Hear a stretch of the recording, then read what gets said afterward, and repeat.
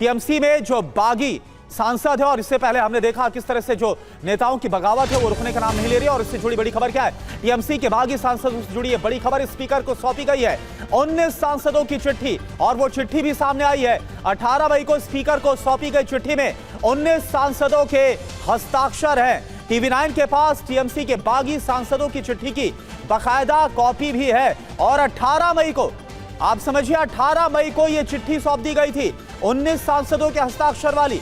हस्ताक्षर करने वाले सांसदों में सायुनी घोष और यूसुफ पठान का भी नाम शामिल है।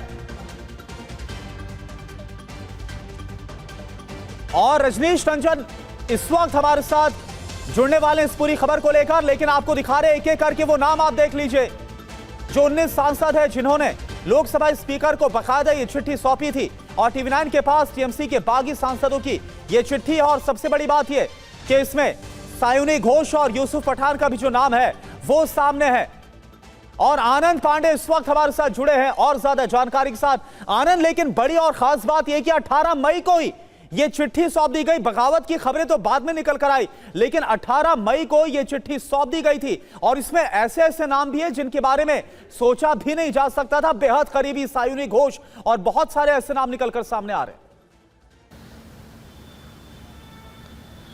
जी बिल्कुल, जो स्पीकर को चिट्ठी दी गई है उस पर जो तारीख लिखी गई है वो 18 मई 2026 की लिखी गई है।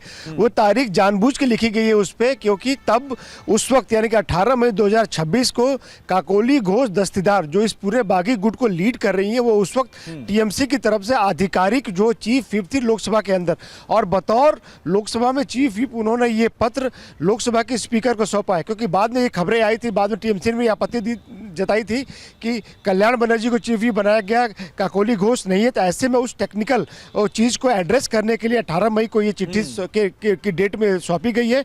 और कल्याण बनर्जी को जो टीएमसी ने चीफ व्हिप बनाया था, काकोली घोष को हटा के उसकी जो चिट्ठी स्पीकर को 20 तारीख को सौंपी गई थी।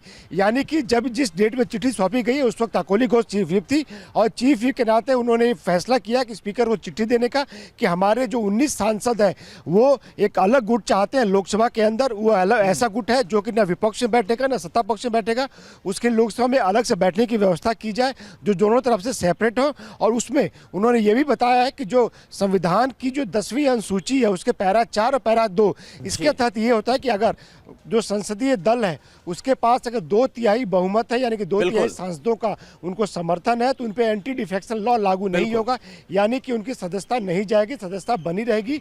और 2/3 सदस्य जो है या तो किसी दूसरे पार्टी में मर्ज कर सकते हैं या फिर एक अलग गुट बना सकते हैं, उनकी सदस्यता बरकरार रहेगी। इस नाते ये इंतजार किया जा रहा था कि 19 सांसद का हस्ताक्षर हो जाए। और जैसे 19 सांसदों का हस्ताक्षर हुआ, जो कि मौजूदा स्ट्रेंथ के 2/3 है, तो ये चिट्ठी जो है लोकसभा स्पीकर को सौंप दी गई। बिल्कुल, यानी कुल मिलाकर जो एंटी डिफेक्शन है इससे बचने के लिए बाकायदा जो सांसदों की संख्या है उसका भी पूरा ख्याल रखा गया। और 28 में से जो 19 सांसद हैं उनके हस्ताक्षर वाली जो चिट्ठी है वो सौंपी गई। बने रहिए आप हमारे साथ। इस बीच एक और बड़ी खबर आपको बताएं, टीवी9 से बोले टीएमसी के 2 बागी सांसद, सोमवार को सब पता चल जाएगा, ये कहा गया है।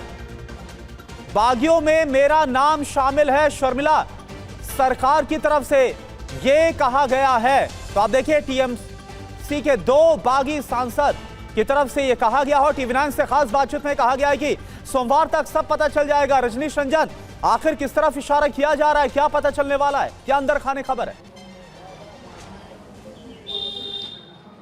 देखिए, शर्मिला सरकार हो, जून मलिया हो या अरूप चक्रवर्ती हो, और भी कई सांसद हैं जिनके नाम 19 लोगों के नाम हम लगातार अपने दर्शकों को दिखा रहे हैं। उनमें से अधिकतर लोगों से मेरी आज बात हुई है और सामने कैमरे पे वो लोग नहीं आ रहे हैं, लेकिन फ़ोन पर उनकी ओर से जो जानकारी दी गई है सीधे सीधे उन्होंने कहा है कि हाँ वो डिफेक्ट कर रहे हैं, वो रिबेल ग्रुप में शामिल हो चुके हैं और बहुत जल्दी आधिकारिक तौर पर ये सारी चीज़ें सामने आ जाएंगी। इस वक्त हम सायनी घोष के घर के बाहर हैं और ये एक बहुत चर्चित नाम है और बहुत चौंकाने वाला नाम है, क्योंकि जिस 22 मई की चिट्ठी का हवाला दिया जा रहा है, 22 मई को अगर पर इन्होंने अपना हस्ताक्षर किया था, लेकिन उसके बाद से लगातार ये सोशल मीडिया पर ममता बनर्जी के साथ नजर आ रही थी, ममता बनर्जी के तमाम ट्वीट्स को रिट्वीट कर रही थी और कुछ ट्वीट इन्होंने बीजेपी के खिलाफ भी किए थे। तो अचानक इनका नाम सामने आया है, ये बहुत ज़्यादा चौंकाने वाला है। मीडिया के लोगों से मिल नहीं रही हैं, लेकिन कल एयरपोर्ट पे जो इनकी तस्वीरें दिखी, जिस तरीके से उन्होंने मास्क लगाया था, टीवी कैमरों के सामने से वो नज़र चुरा कर अपनी गाड़ी में बैठी, कहीं ना कहीं वो अब खुलकर सामने आ गया है कि सायनी घोष, जिन पर सबसे ज़्यादा भरोसा किया था ममता बनर्जी ने विधानसभा चुनाव में, पूरे कैंपेन की जिम्मेदारी दी थी और एक तरह से कैंपेन को वो लीड कर रही थी, अब वो भी उस ग्रुप में शामिल हो गई है जो ममता बनर्जी और अभिषेक बनर्जी के नेतृत्व को लगातार चुनौती दे रहे हैं। बिल्कुल। और